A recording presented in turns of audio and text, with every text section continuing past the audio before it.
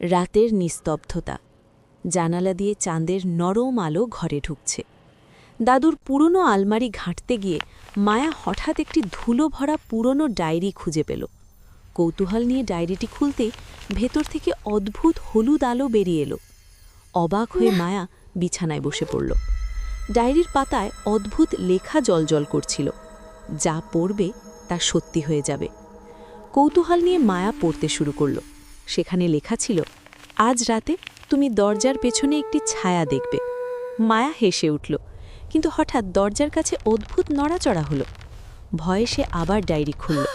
পরের লাইনে লেখা, তুমি এখন বুঝতে পারছ এই ডায়েরি তোমার ভবিষ্যৎ জানে। মায়ার হাত কাঁপতে লাগল। শেষ পাতায় ধীরে ধীরে নতুন লেখা ভেসে উঠল, এবং এখন ডায়েরির পরের গল্পটি মায়াকে নিয়েই।